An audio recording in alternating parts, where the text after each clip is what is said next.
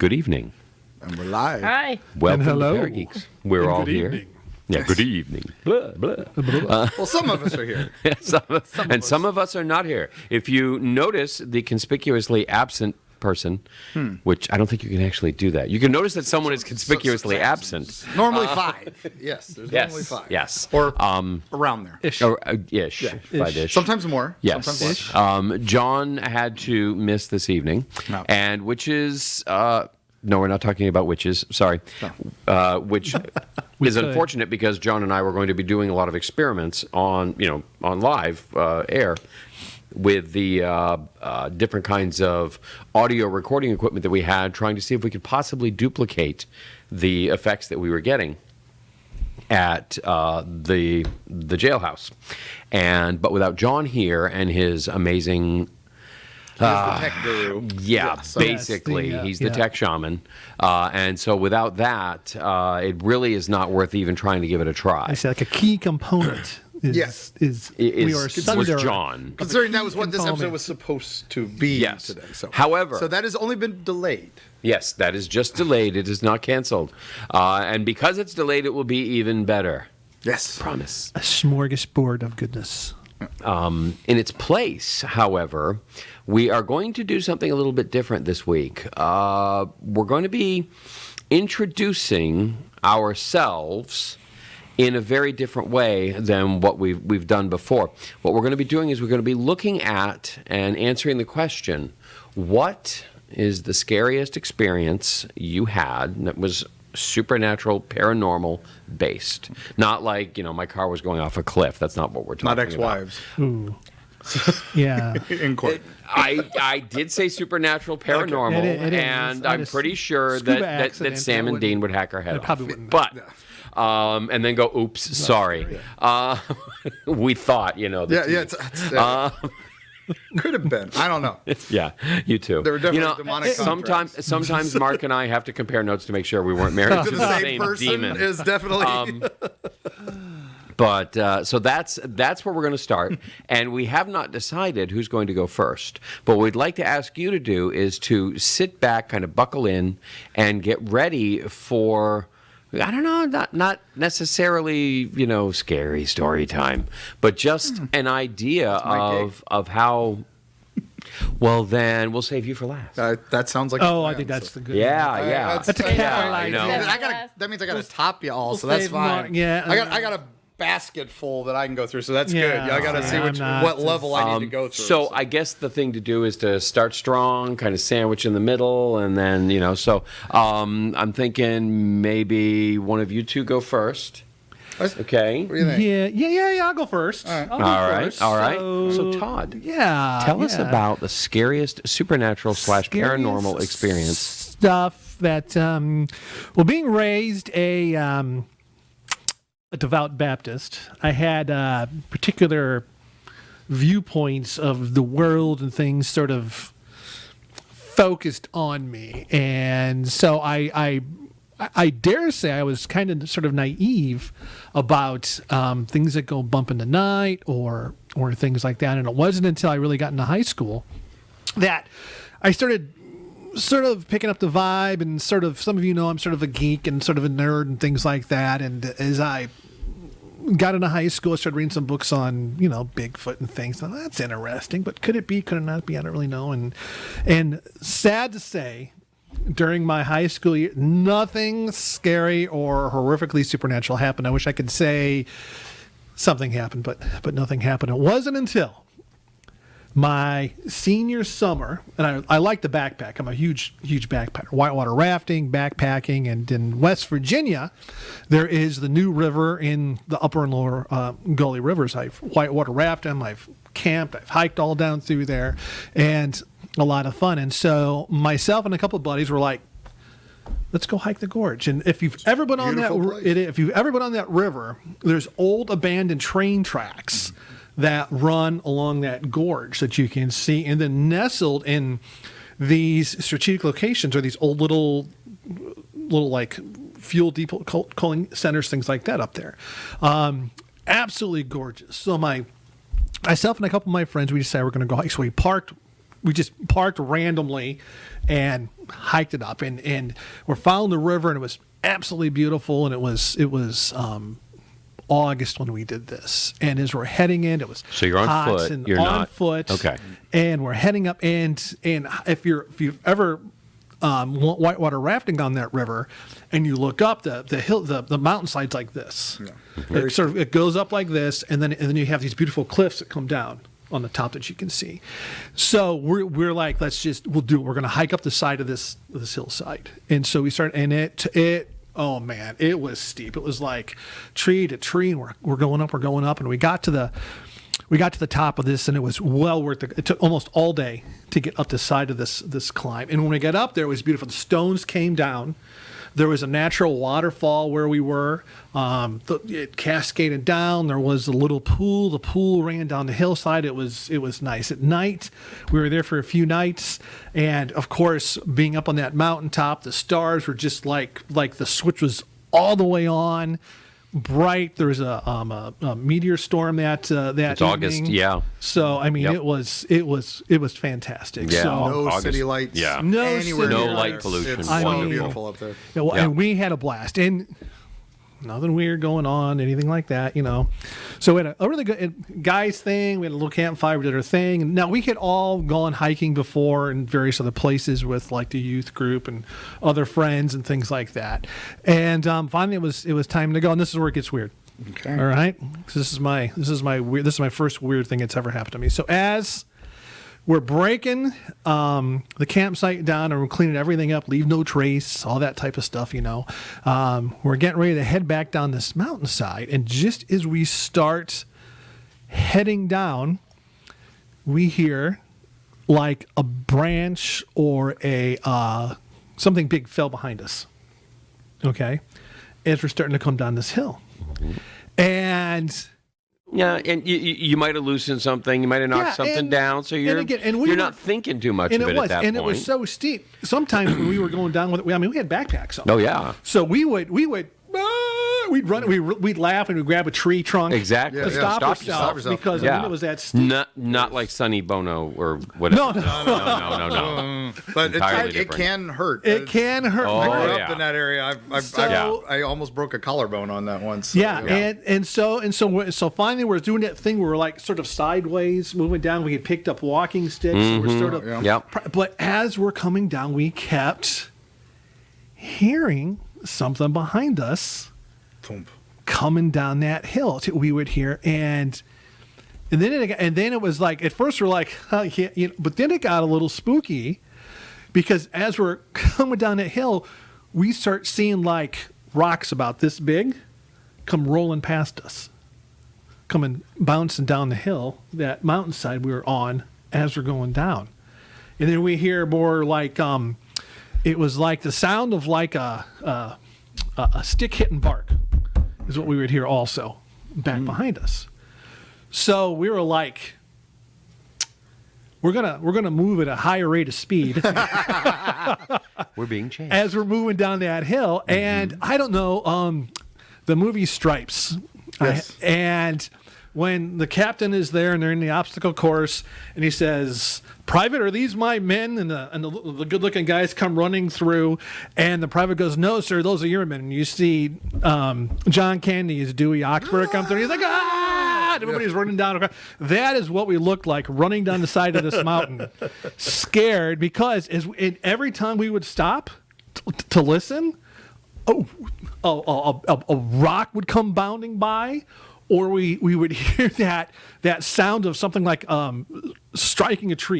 Were there like any animal warnings for the area? Or No, there was like bears or no. There could have been. I mean, the knocking sound, as we know now, is usually a sign of a certain back then, thing, dude. but that wasn't common knowledge back then. Yeah, and by the time when we and we made good time getting down that hill, but whatever was. And I don't know what it was. We never saw anything. We would just hear that knocking, and we would see these stones. Like somebody throwing them near I you. say maybe they're They throwing weren't them throwing at them you. at you, but they were throwing near you to warn you off. And it was And when we got down, there was those railroad tracks. We didn't stop moving. It was like we hit those railroad tracks. We were gassed, and we just moved. We hit the car. We didn't even, when we got there, everything was like neatly packed in the car. We were just tearing the gear off, throwing it in the car, and we just took off down the road. You never saw anything. Never saw anything. Just the two things were, And the question is, why did it wait until you left? Never tried to get you to leave before you were leaving. Yeah, and we had talked. Or maybe he was trying to say, hey, stay and play. I don't like know. having you guys we here. had talked because we were like, well, did we miss something hiking up? Or did we? Yeah. But we didn't. But the problem is we weren't really. We were climbing up was such a hard climb if you've been in that part of the country. We were so focused on just climbing. We were only looking like we had like Your feet. Yeah, And we had just like a few feet in micro. front of you. Right, we were just focused on directly in our path to get up to the top of the hill, and then when when you're going up a hill like that, you're like right yeah, here. I mean, and then when we got there, we looked around and it was all more open and things like that. And then of course when we were coming down because of those noises, we were just so focused on A, not crashing the trees when we were scampering, but B, just and then we'd stop. And here's what was really weird about it too is it wasn't like we would stop, and then like we wouldn't hear anything or we wouldn't see anything, and we'd be like, okay, it's cool. And then we would go like another 10 or 15, 20 minutes, and we would stop, and here come that rock bounding next to us. Like, keep going, buddy. Yeah, so it wasn't like every time, So, I mean, that It was just egging you on. yeah. Was it Is the there same folklore rock? of to what is Wouldn't in, that be hilarious? in that area?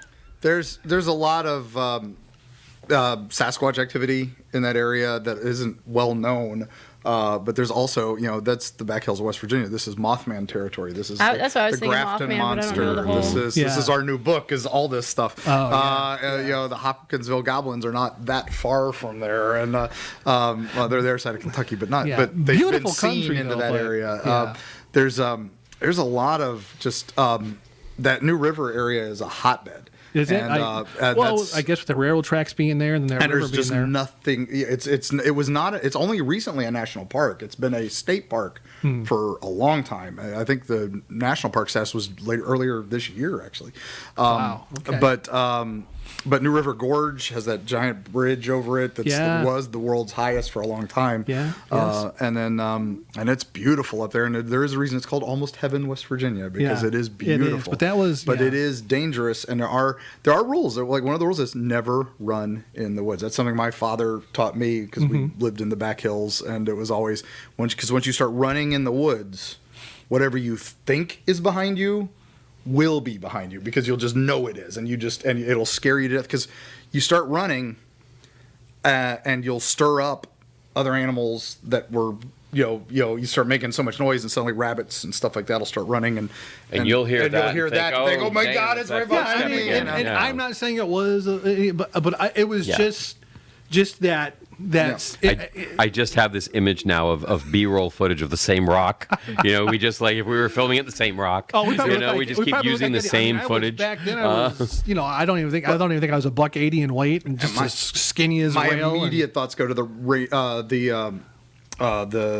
Ape Canyon incident. There's a reason it's called Ape Canyon out in Colorado, and that's because these men were at this campsite, and they got attacked by Sasquatch, and they had rocks thrown at them, and trees were knocked, and they physically were assaulted and ran because they were in the middle of nowhere. This is 1800s, so it's in the news and newspapers and all that, and that's when the canyon suddenly is Ape Canyon, because these mountain apes attacked them with rocks and sticks, and that was famously they threw rocks at them, and they weren't hitting these guys, and now looking back on it, it looks like territorial apes chasing men away, and that's very similar to what had happened. Dude, we were some kind of primate. Yeah, anyway. going in, or it could have been high school senior graduates. We were like, cocky and cool, man. We were scared out of our minds by the time Well, we got to the straight car. up. and then again, it could have been moonshiners or cannabis I could have been. farmers. I know. There are a lot of those Right. hiding up there too. It could have been. They're laughing to this day. I see those three kids we just chased down the mountainside. We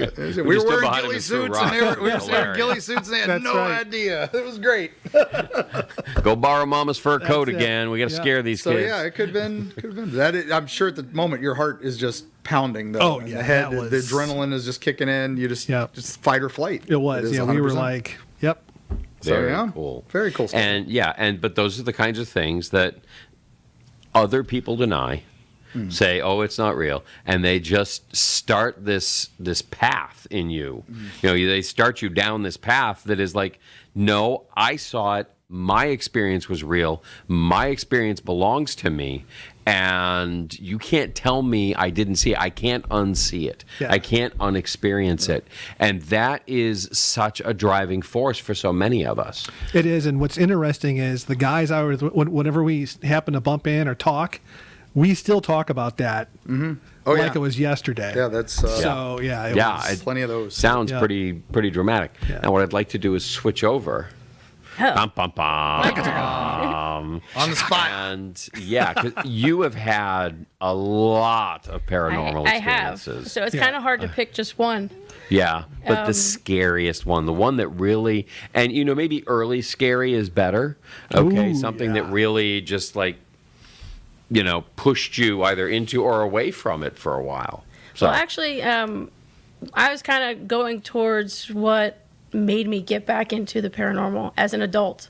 There we go. You know, as a kid, you have all these things happen. You have the boogeyman, the guy in the closet, you know, things like that. I unfortunately had, I don't know if it's really unfortunate at this point, but a soldier that I would see in my house, in my dad's house. where was this house? Fort Lauderdale. Okay. And I would see him at night, and then my grandfather passed away, and my grandfather would visit me too. So I had some little things happen to me as I was a kid, in my childhood bedroom. So, but your parents are always like, oh, it was just a dream or whatever. I also used to have this thing where I would wake up in the middle of the night, and I'm finding out now that it's kind of more like an out-of-body experience, because you feel your body like, you'd look at your hand and it looks normal and everything, but it would feel like it's like 40 pounds. So a lot of people attributed that to being an out-of-body experience, and I had those a lot in that house too. I also was an avid sleepwalker, so I would wake up in the middle of the night, well, I'd be asleep in the middle of the night and walk out of the house. I've actually walked out of the house into oncoming traffic. Thank God my mother was there to turn me around. I went right back to bed and right back to sleep. And that was on the Intercoastal in my grandmother's house. Wow. So generally, like I said, it was toned down as I was a kid and kind of went away. But as an adult, I started going back towards the paranormal. I really don't know exactly why I started doing it. It was just very interesting to me. I built a house in Sunrise, Florida, and that whole neighborhood wasn't there to begin with. I know there was talk of people living in like the trees, like they would camp out there, but they lived there. But finally they like mowed it all down and made a whole neighborhood there. And I purchased one of the houses and had it built and everything. So there was no house there at all until I made it. Me and my daughter's father lived in this house. And I had 2 Rottweilers and a very small, he was half Chihuahua, half toy poodle, so he was about 4 pounds. Mm-hmm. But my Rottweilers, for whatever reason, some nights I'd be sitting in the den, and if you look towards the front door, they would be up and their teeth would be out, their hair would be out, they'd be growling at the front door. So, of course, I get up, I go outside, I think there's raccoons or something, being that we just, mowed over their homes and everything, that might be what's hanging out there. But I never found anything. I was frequenting this one it was a poor farm for Broward County at the time. And I think I got an attachment there. What do you mean by an attachment? A spirit came home with me. Something followed you home. Yeah. Okay. I didn't protect myself when we left. I didn't, say a prayer and tell them that they had to stay there or anything like that. Mm-hmm. I didn't know any better at the time. Mm-hmm. So having my dogs stand up and act this way, very protective of me and my daughter, wouldn't let whatever was at the door come near us, freaked me out a little bit. So I ended up taking, at the time we had, the most popular thing was the flip phone. So I took out my flip phone and I started recording. Oh, yeah. And I'm talking to the door and I'm saying, if there's anybody here, as long as you don't scare us or hurt us or mean us harm, you can live in this house with us. Which is probably not the smartest thing to do. It's like, In retrospect. I'm mistake. changed my mind. But I didn't see anything while I was recording. But when I played it back, there was an orb that was at the door. And this orb went from the door down the wall, around the back of me and up the stairs. And as soon as the orb went up the stairs, the dogs went and laid down. They made a couple little murmurs more. They laid down and that was it. So whatever this was at the door was obviously freaking out my dogs. Mm-hmm. Now, that poor farm that we would go to, the guys thought it was cool to throw me in at the morgue, put me in the ice box with a toe tag and a sheet and everything, and I stayed there for about an hour. When I left, I had a handprint on my face. There was an entity that kept coming through. His name was Frank. And how did you know the name? Actually got an EVP of the name afterwards. But during it, no, I didn't hear it. But it was really strange because I was kind of going into like a sleep state while I was in there because I was in there for a while. I have no idea now what the time was. But we were getting some really weird energy. It was just me and my friend Gary in the room. Everybody else took off around the hospital, was doing whatever they were doing. Later, they came in and broke all of the energy that was going on. But I was seeing like these clips in my head of like a white house in the middle of like a cornfield. And this guy, Frank, he was very tall and lanky. He was going bald on the top, but very disheveled hair. I could see the guy's face as plain as day. And it's who I'm thinking is Frank anyway. I still think that's who Frank was. But, it freaks you out to get all of that information, and then somebody walks in and breaks all of it. Mm-hmm. Gary was snapping pictures, and I kept telling him there's a male energy in this room, and I can feel it, and it's not Gary's. And all that kind of stuff was going on. But what made it scary for me is that when I went back home, I started having bouts of sleep paralysis. Have any of you had sleep paralysis? Yeah. You have? It's scary, isn't it? It's scary. It's terrifying. Yeah, so it was happening to me. It happened to me 3 days in a row, and then it left. And then it happened 3 days again, and it left. And all in the meantime of this whole thing that was going on at the house, my stepfather's friend's mom passed away, and they gave me her car. So a lot of this older lady stuff was coming into my house, and there were books. I generally don't read for fun. It's just not something I find fun. But there were books by my bed. I actually found her cane underneath my bed. One day, my daughter, who was probably 2.5, 3 years old, she was in my room, and it was like 3 o'clock in the morning. I kept feeling something hitting the bed. I'm like, what the hell is going on? So I look down. I see her little legs sticking out. She's like, Mom, I'm playing hide and seek. And I'm like, who are you playing hide and seek with? And she's like, Marianne. And I'm like, who's Marianne? I don't know anybody named Marianne. Mom, she's just like you. She's just really nice, but she's just really older. And I'm like, well, tell her you have to go to bed. She's like, oh, do I have to go to bed? So I put her back in her room. Didn't really think much of it. 3 days later, I sold the car, signing the title. The lady's name was Marianne Syrup on the title to the car. So it kind of freaked me out that my daughter's playing hide and seek with this little old lady that nobody knows, and I didn't know anybody else named Marianne. So it was like, wow, it was just like one of those like holy crap kind of moments. That's huge. And then at the same time, I was still going to conventions and stuff and coming back, and I had a friend watching my house. And as weird as it is, just about when we started doing this show, he messaged me on Facebook, just asking me how things were. I haven't heard from this kid in like 6-7 years. So it's kind of freaky that he messaged me now. But when I came home from that last convention, he was watching the house. I came home, and he's like, look, when I came to the house, he was outside. All his stuff was outside of my house. There you go. his luggage, like his little backpack thing and everything, outside of my house. And I'm like, dude, this is where I live. Like, what are you talking? He's like, I'll never step foot in your house again. Don't ever ask me to watch your house. Wow. Like, really? And he goes, look, he's like, there's an old lady in here that keeps running around after me, telling me, put the blue cushion back in the car. The blue cushion belongs in the car. And when I got the car, there was a blue cushion on the driver's seat. So she used to sit on that cushion to drive her car.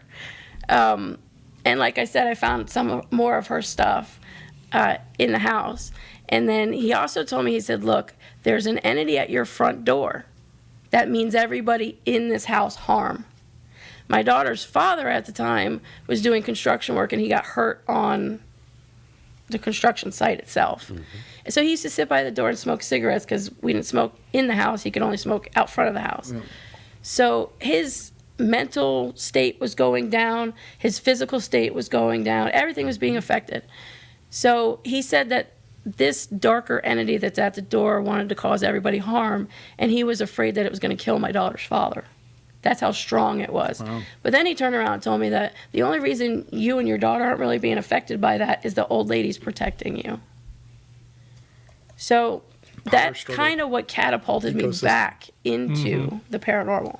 Wow. Oh, and this is fairly recent then. So yeah, that was only like 7-8 years ago. Yeah. Wow.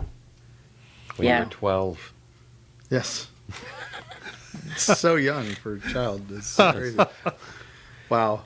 That's and I thought it's like for a house that I had to bring it in because the house was built for us. Like I got to pick out the tiles. That's the case is that when I get those emailed to me, it's tough to research to verify things because it's like there's no history here. There isn't. But you have to look at the history of the objects. And that's what exactly. We start. Suddenly these stories make more sense. It's like we went to the Brooksville, to the May Stringer house, and it's there's a new child ghost there that isn't Jessie May. And it's really? Yes, and it came in on one of the dolls. Oh, okay. That people brought in for Jessie May, and it's like so now because we went there and Elizabeth Abbott was with us, and she's very sensitive to this sort of thing. And just the first night we get there, we're like, well, we're going to put a camera in Jessie May's room. We're going to put a microphone in Jessie May's room. And Elizabeth says she just gets this voice that says, "I don't want to play." And I was like, okay, what? Are you sure about that? She's like, yeah, she doesn't want to play tonight. Well, this is like the hot spot. This is, we got to put a camera in here. So she's like, well, that's what I heard. And so I heard a little girl say that to me. So we put a camera in there and put a microphone in there anyway. Mm-hmm. Nothing from that room the whole night. And it was like, okay, we got some other stuff, other rooms up in the attic. We got some stuff. This was with Memento Mori Paranormal. But we came back a few weeks later, and that's when they started talking about, there's a new ghost in Jessie May's room that's this little girl, and she doesn't like people messing with her. How long ago was this? This is fairly recent, like maybe 6 months ago, I'd say. Okay. So that's their new ghost, and it's like, and it came in on something. So how do I research that? We can't. Is it this doll? Could be. It's just coincidental that it could be this doll. So that's tough, but it's interesting. And apparently she likes to bully Jessie May, so that's not good. No, that's not good.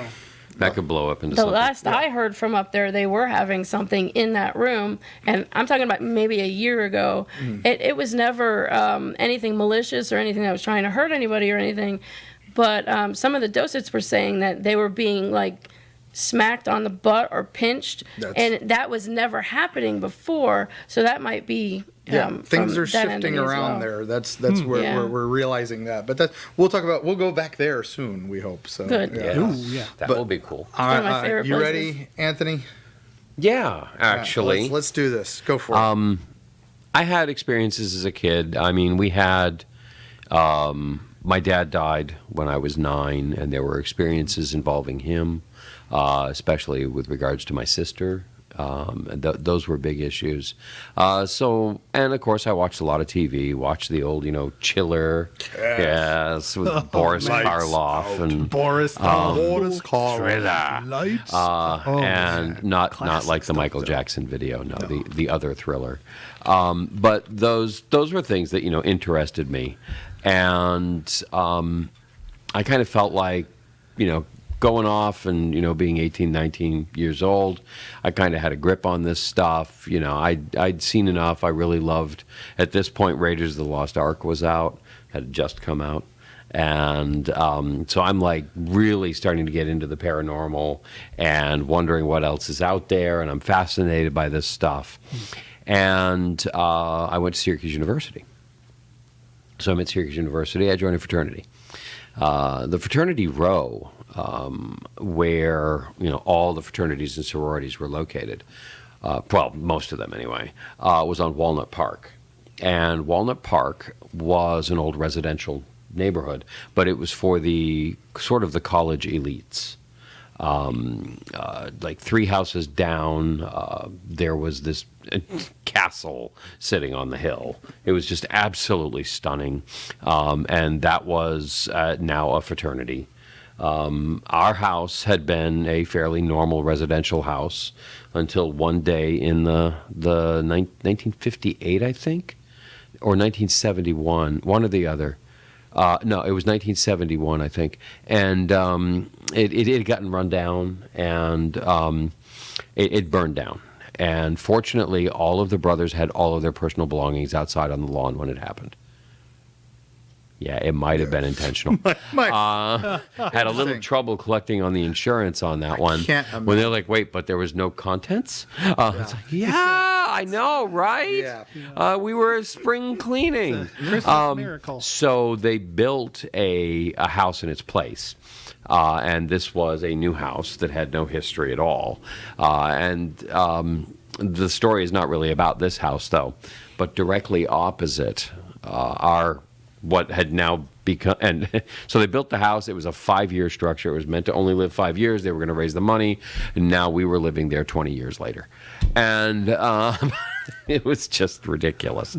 But directly across from us in the park, there was a sorority, and this particular sorority was in one of the beautiful residential homes that had been there, is now a sorority house. And there was a girl named Cindy, who she actually married one of the brothers from my fraternity. She married Tom.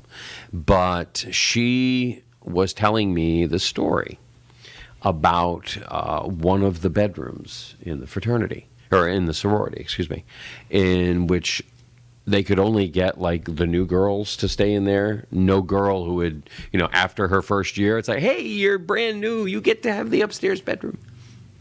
Okay, and that was it. And but it never failed that nobody would ever stay in that room. It was a great room, but nobody would ever stay in that room. And what was funny was there was a mirror on the wall in that room. And that mirror had been there so long it had actually been painted to the wall. Oof. Okay, so this was a permanent fixture in this house that was probably built around 1860, 1880, somewhere in there. And so you've got this beautiful old Victorian-style house, and you've got this upstairs bedroom way up. And Cindy told me stories about incidents that occurred in the house.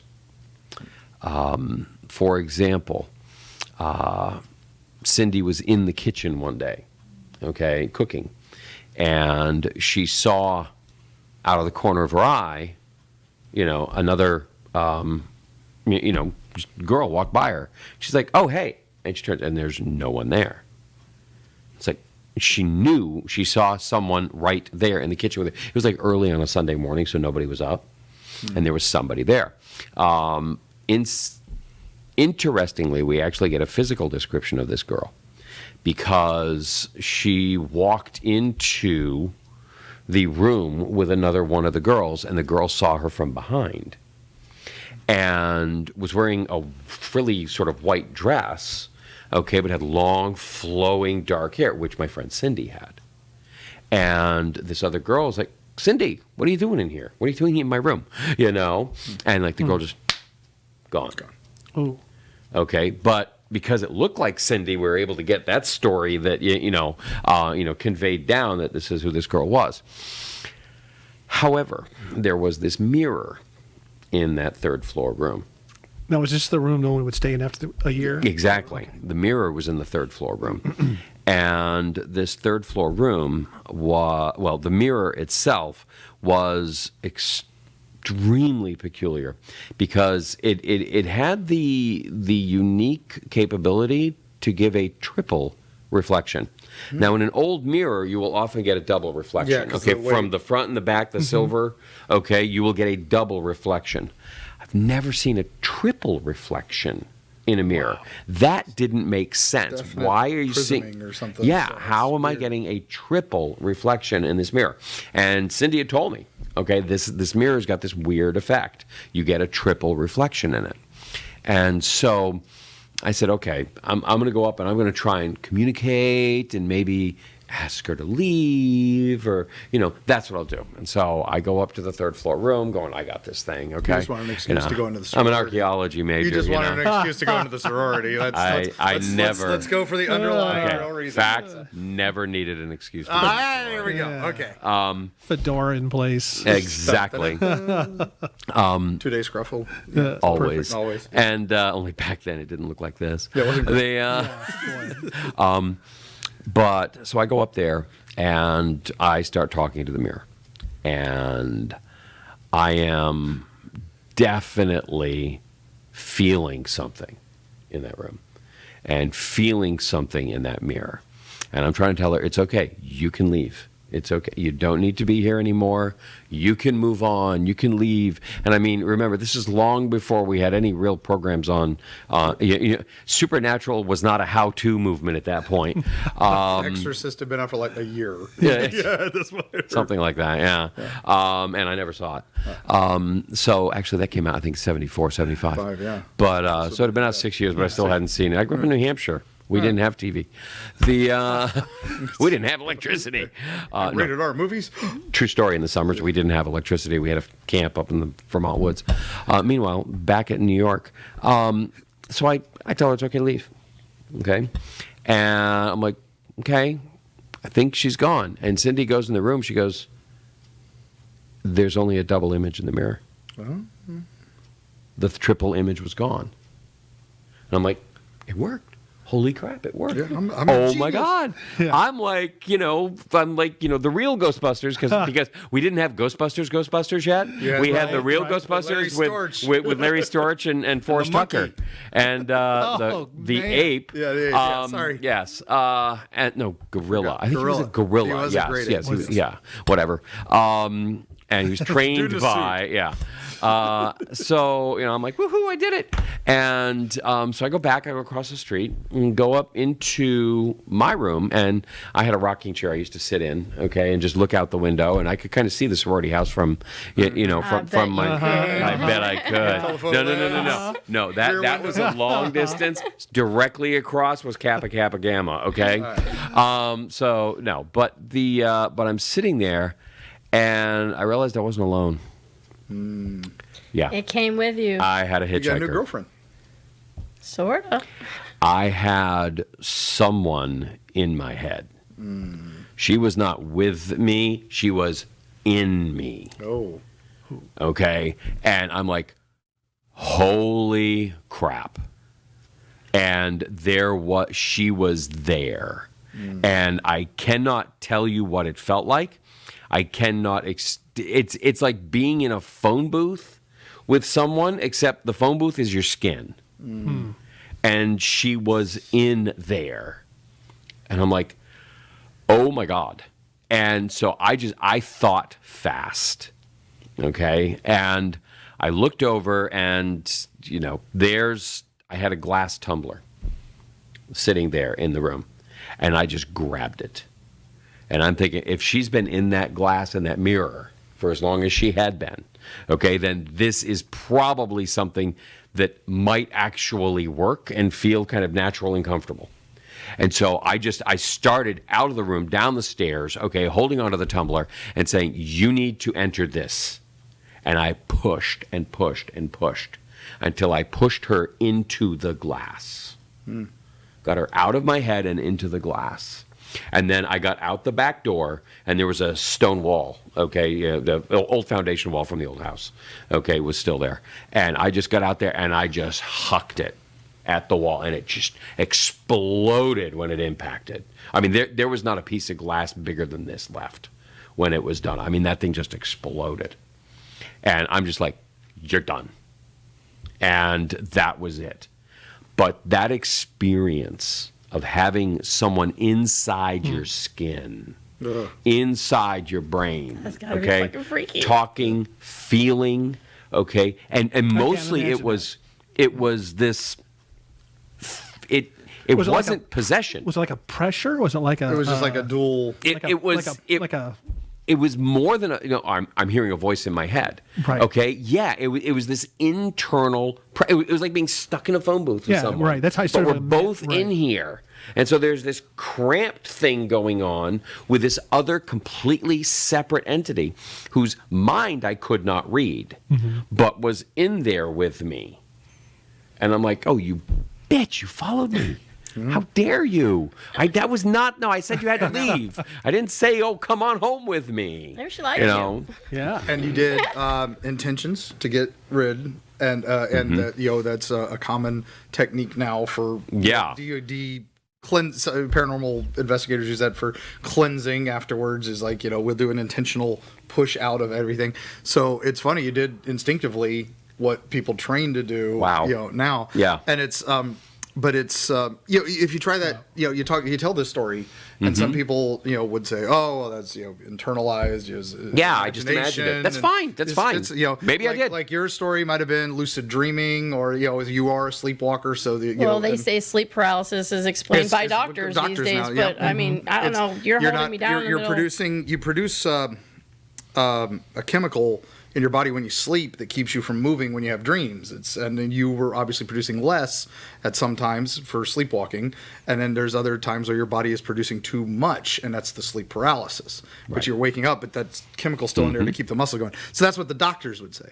But for those of us who've experienced stuff like this, and it's very real, and it's like, and you tell the psychiatrist, you tell the doctor, and the therapist, and they nod. They nod, and some of them, but then some You're of crazy, them, but here's a pill. No, some of them will do it, but then others will be like, that's interesting, and they take the notes, and those are the ones that are the good ones that I think. Those are the ones I like because they will come and talk to us. And so my story, we shall go into mine now. Go. I had gone through a particularly easy divorce followed by a very nasty custody battle a couple years later. And my children were at their mother's for a few weeks in the summer, and the house had felt odd. And I had our Dungeons and Dragons group over, so we invited the devil into the house because we were playing Dungeons and Dragons. That's probably. Oh, well, according to Jack that's everything right there. You're according done. to Jack Schick, that was the old Schick track, Darkest Dungeons. Man. And he was just about to get 4th level as his rogue, so we were going to induct him into the coven. One of the players. No, all right. So anyway, my D&D group was over, and they had noticed we'd had some odd things going on in the house. Lights were flickering, some unusual electric activity. Any cold spots? Did you smell anything bad, like sulfur? It was the opposite. We had hot spots. We had areas that felt so hot. Now, I keep my house at a blistering 68 degrees at all times because I hate heat. I just keep it. We live in a cave in my house. 68 is as high as it'll go. 68 is as low as it'll go. So it's a 68.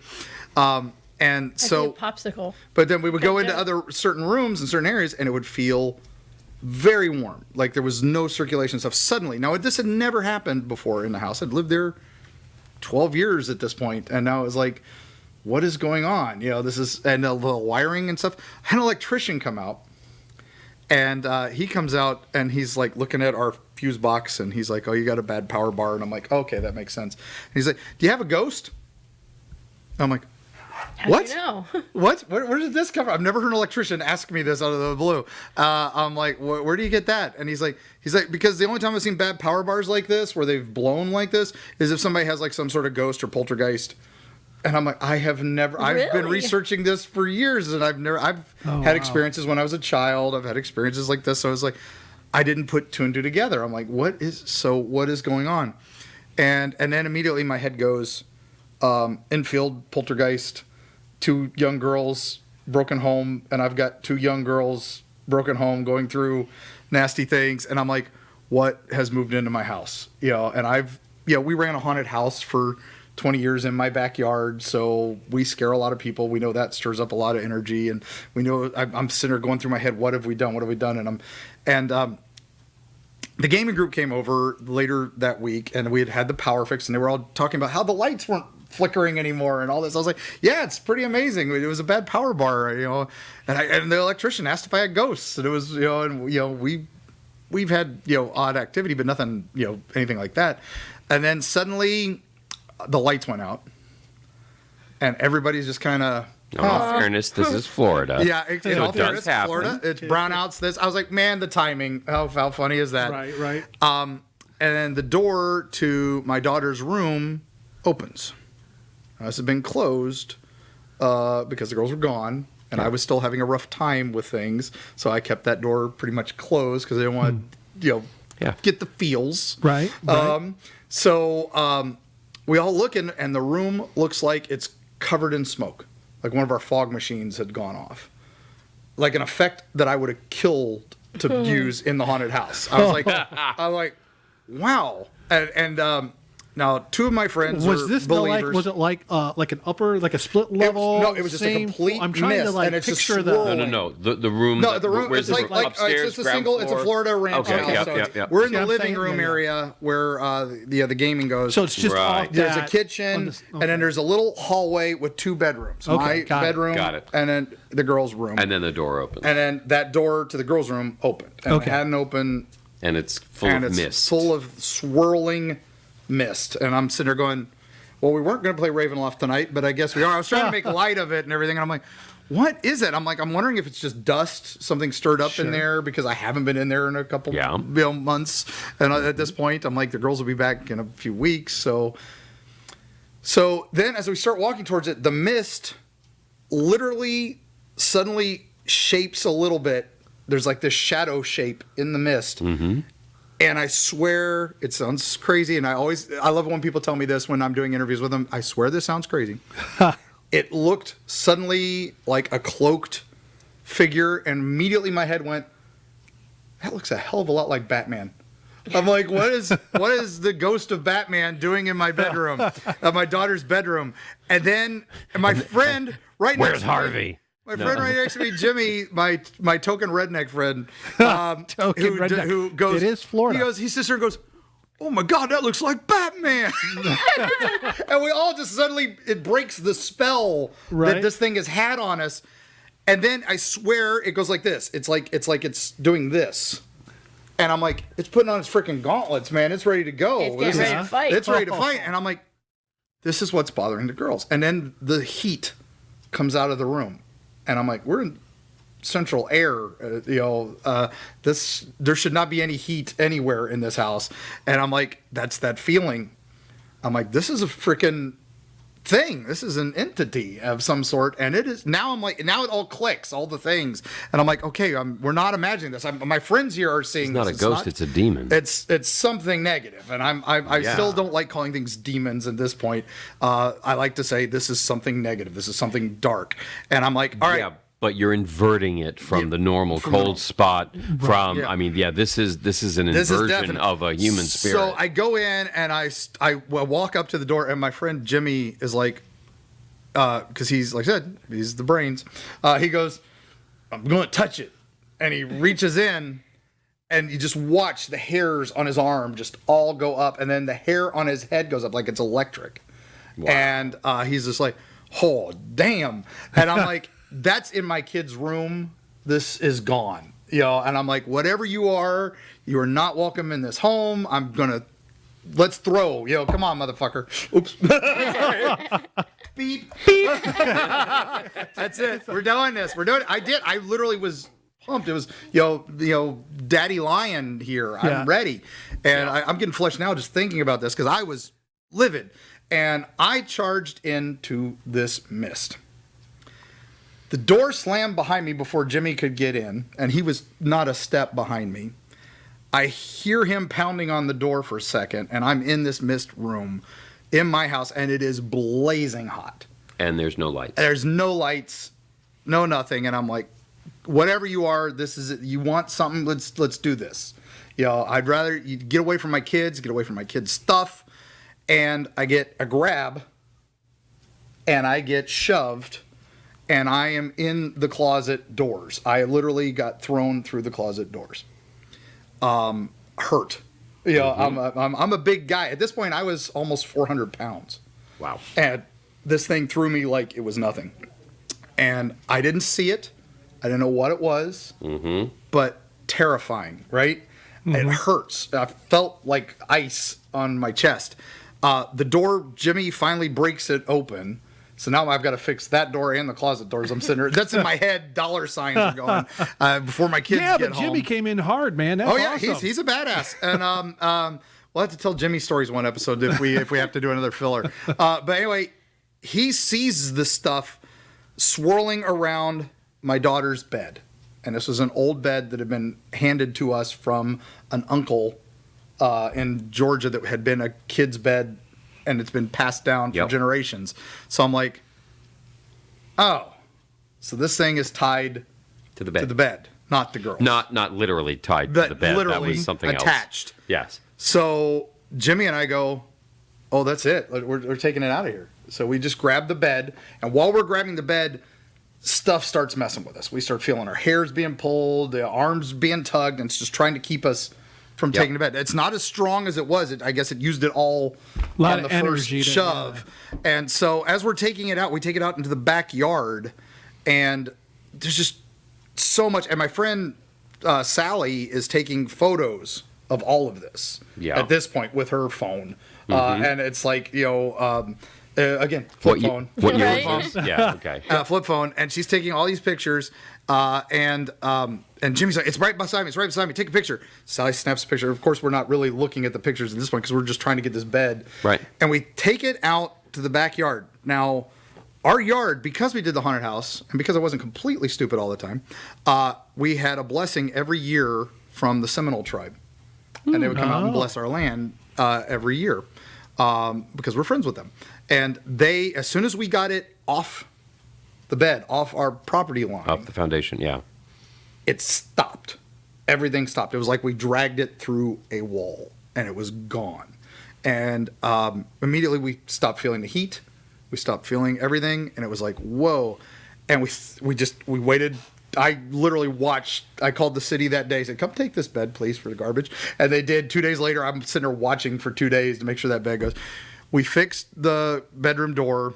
We left the closet doors. We just took the closet doors off, and now it's like a walk-in, part of the room. And it's still that way to today. We have had some smoky incidents nearby. It's like they can't get onto the property, but it gets so close that you can feel it, like the heat through the walls and stuff. And it'll come by late at night. I'll wake up, and I'm like, the room is suddenly hot on one side of the kid's bedroom, which is now my room. And unusual, to say the least. Now, the scariest part of that was I had claw mark on my chest, and the shirt was shredded. I kept the shirt. It was on one of the zombies. We kept it as a trophy, and we put it on one of the zombies in the haunted house for years. And then we took him around everywhere. And if you ever see Clem, if we take him to an appearance, and look at the shirt that's all shredded, that was not shredded for the haunted house. That was what happened to my chest. The doctors couldn't. That's some held force. That was pretty scary. Yeah. And I said that was probably the most terrifying moment.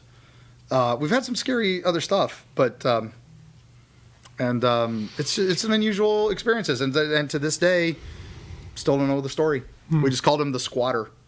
Because he was squatting in my daughter's room. Yeah. Right. Wow. Sass squatter. Yeah. Yeah. Or was That's he next time? bat squatter? I'll tell you my West Virginia running around story next time. So run out in the woods. Speaking of that, here's a question for you guys out there in the audience. If you enjoy this kind of thing, we can make some of these stories that we have done an actual segment, not like we do a whole episode like we're doing tonight, but let us know if you'd like to hear some of these stories that we have actually experienced, not recounting things, not trying to recreate things, but actual tales of our own experiences. I know I've got a couple more. There are quite a few in my family. that weren't exactly at me, but I was involved in one way or another. Yeah. But if you out there in viewer world, in the land of Weebeam, are interested in hearing these kinds of stories in the future, drop us a line. Okay, go onto the website and leave us an email, or go on the Facebook page and do it right now and let us know if you'd like to hear maybe one story per episode or something like that, or whenever we get some extra time, we can include one, and we'd be obviously more than happy to convey some of this stuff, because unless we tell these stories, nobody's going to know these stories. And just like your stories, they need to be known, because data, evidence, compiling it. If you read Dean Radin's book on the conscious universe, okay, it's called The Conscious Universe. He did some amazing work with psi studies, and went out and he looked at many studies, and what he found was, discounting for the bottom drawer effect, which is it was a useless study, just put it in the bottom drawer, it shouldn't have happened. Discounting for that, all of the studies were all inconclusive because they all were in the margin of error. Yeah. Okay, for the study. So it doesn't prove anything. The margin of error goes away when you add all the studies together. Because it just shrinks it. He compiled all of them that to is where we had tens of thousands of tests. And what he found was that, yes, the coin flip was always coming up at 51%. That's normal. But everybody was getting 51%. And so what you end up finding is, when you do that kind of meta-analysis, the odds of this stuff being unreal, okay, of being, imagined, or being just, statistical anomaly, were in the billions to one range now. So you're looking at some real stuff, and we are out of time for tonight. So thank you very much for joining us, and we look forward to seeing you again next week.